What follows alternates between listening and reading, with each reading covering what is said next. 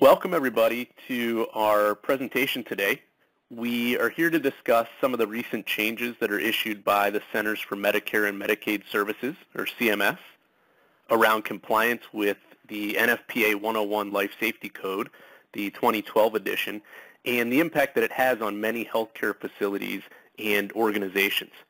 And I'm going to turn the presentation over to Kevin Kozlowski, who's founder and president of Oval Fire Products. Kevin, go ahead. Hi, thanks everybody. Thanks for taking time today to join us and to learn a little bit more about the new code requirements under the Life Safety Code and how our brand, Oval Fire Products, helps to make compliance really easy.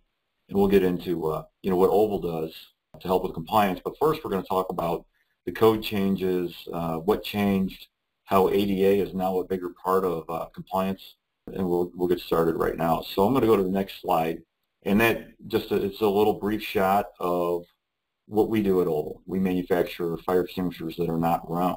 So we now have a new life safety code. It's the 2012 edition of NFPA-101, and the question is, who's required to comply? Well, presently it's all healthcare organizations which receive monies from the Centers for Medicare and Medicaid. Whether they're accredited or non-accredited, there's still the same minimum requirements for all. These facilities include hospitals, ambulatory care, behavioral hospitals, inpatient hospices, intermediate care, long-term care, assisted living, senior living, rehab, and more. So the big question is, what's different from the prior requirements? The previous edition of the Life Safety Code that was required to be followed by CMS was the year 2000 edition. We've seen 12 years of changes have passed in the standards because the standards get revised every 3 years. There was a 2003 edition and a 6 edition and 9. But late last year, CMS mandated that we all follow the 2012 edition. Within the 2012 edition, there's lots of things that have changed. And there's some confusion out there, I think, for all of us, and we're all trying to learn how to become compliant. So we're just going to try to touch on some of the issues that happen in the corridors of facilities, and a lot of the corridor changes were really driven by the concept of reducing clutter in the path of egress. We know not everybody here is accredited by the Joint Commission. For the Joint Commission accredited folks, we understand that there's even some new requirements that have come along from the Joint Commission that relate to the implementation of the 2012 edition of the Life Safety Code. I've listed here on this slide some of the things that are relevant, such as the SAFER matrix is replacing the plan for improvement. So there's some changes with what Joint Commission requires as well, but we're not going to get into a lot of that. But I just wanted to highlight that there are some changes within the Joint Commission as well. Again, the Life Safety Code revisions are applicable to everybody. If you receive monies from Medicare and Medicaid, we're all required to comply. So how does Oval help make compliance easy for the new Life Safety Code? It's difficult within NFPA 101 to understand what exactly is and isn't required, because the requirements aren't just in one section or one chapter or one paragraph. You really have to scan multiple sections to fully understand exactly what is and isn't required. So for everybody's reference, I put on this page the different sections within NFPA 101 where it addresses specifically projections in corridors. Under ADA, we call them protruding objects. Within NFPA 101, they're referred to as projections.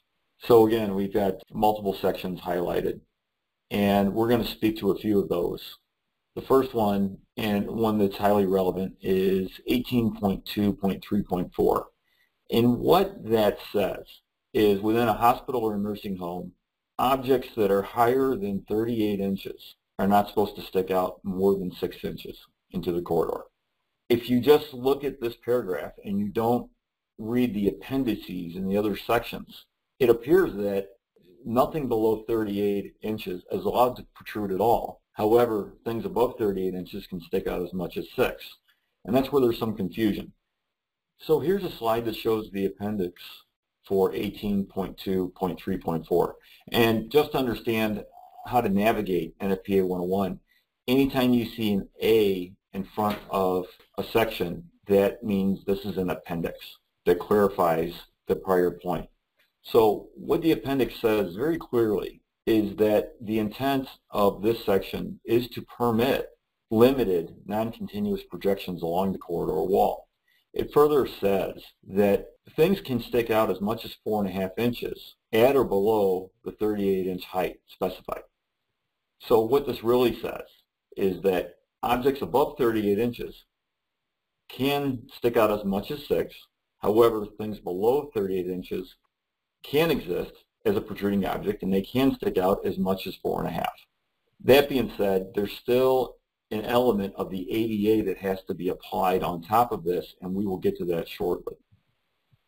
In 18.2.3.5, this appears to be the same paragraph as what we just discussed 2 slides back, but it's not.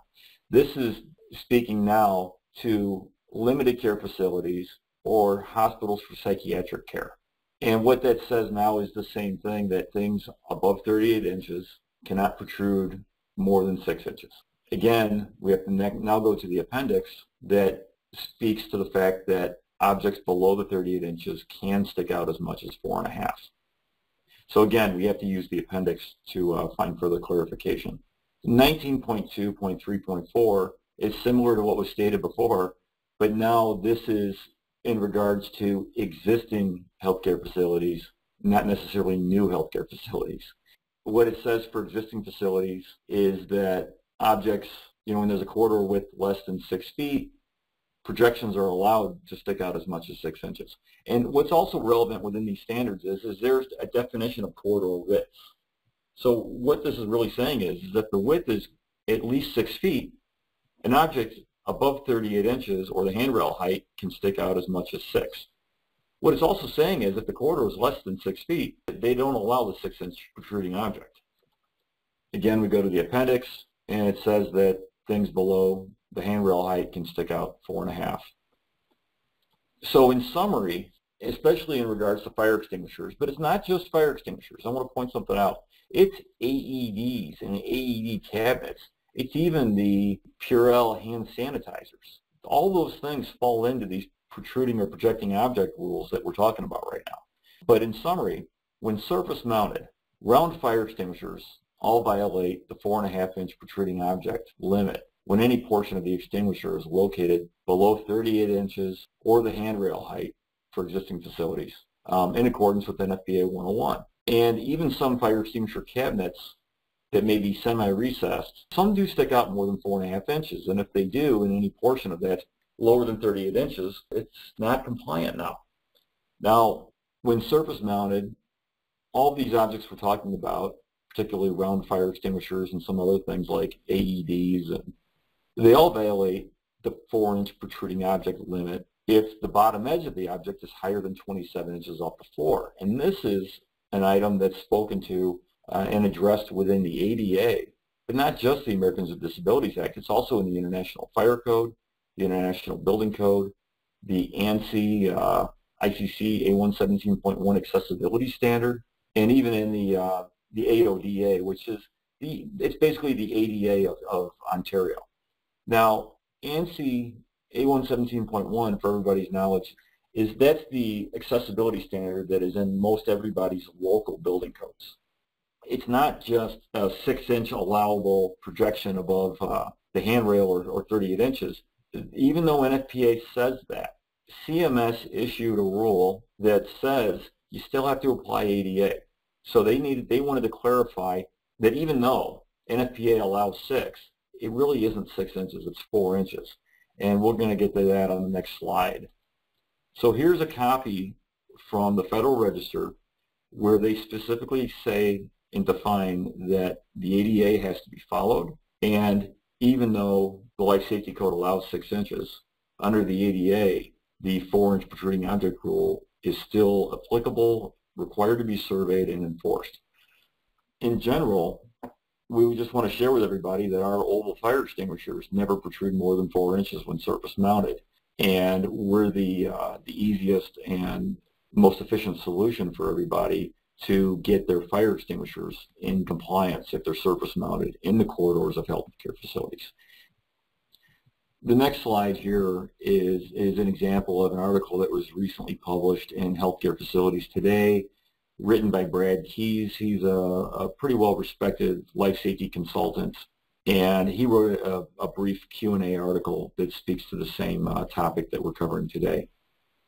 So again, here's a nice image of our fire extinguishers that were installed in a brand new rehab clinic in Northern Illinois. This facility was brand new. They were trying to open. They had surface-mounted round fire extinguishers throughout the facility, and they failed their Illinois Department of Public Health inspection, and they couldn't open. They were panicking. They were told by the surveyor that they didn't comply with the new Life Safety Code requirements, and that they had to recess all of their facilities' extinguishers into fully recessed or semi-recessed cabinets. They researched, they quickly found us online and saw that we stuck out less than 4 inches. They asked the IDPH surveyor if they could use our products, and the surveyor said yes, that we're compliant. We got a panicked phone call asking us how quickly we can get fire extinguishers to them, and I loaded up my pickup truck with 30 or more extinguishers and drove out to their facility. It was about an hour-and-a-half drive, and they were able to pass their inspection the next day. So again, compliance options for problems created by fire extinguishers in the corridors, because again, the other round fire extinguishers all stick out more than 4 and 4.5 inches, and we're the only ones that don't stick out that much. Your compliance options now are you can either surface mount a low-profile fire extinguisher, or you can retrofit a recessed cabinet. That is still an option for everybody. The challenge, though, is our MSRP for our low-profile fire extinguishers start at $289, and you may be able to buy them in larger quantities from the fire equipment distributors that represent our products. The other option is you can recess a cabinet. Now, to install a fully recessed or semi-recessed cabinet into a drywall partition, we estimate is a cost of $500 to $750 a piece. If they're being installed into masonry, it's likely $750 to $1,250 per location to get them installed. The option of installing our low-profile oval extinguishers it's quick, it's easy, it's dust-free. To install a recessed cabinet, it's going to generate a lot of dust and cleanup, which is very problematic, and it requires coordination of multiple contractors. And you also need to find locations without any conduit, pipe, or obstructions within the wall studs, the wall cavities. And that can be a challenge in itself in an existing facility. So what's the cost of non-compliance if we choose to, not fix the problem? Within nursing homes, there's a fine structure. And fines for extinguisher violations or corridor projections could possibly range from $150 to $10,050 per day until brought into compliance. In all other healthcare facilities, there's not a penalty structure, a fine structure, but once a surveyor, a fire equipment inspection person that's doing the monthly or the annual inspection for you, or even your in-house staff that's tasked with environment of care or life safety code compliance, once it's identified, we have 45 days to fix it. And if it's not fixed, we might receive from CMS or a surveying agency, we could possibly receive a provider agreement termination letter, which would contain the deadline for the remedial measures. So we received the letter. Now we're in a position where we have to fix it and fix it fast. So we fix it in the allotted time frame, or we can apply for a time extension by waiver, which can be a difficult process in itself. But the waiver is just going to be a time extension. It's not a waiver saying we don't have to comply. It's just asking for 90 or 180 more days to be able to fix it.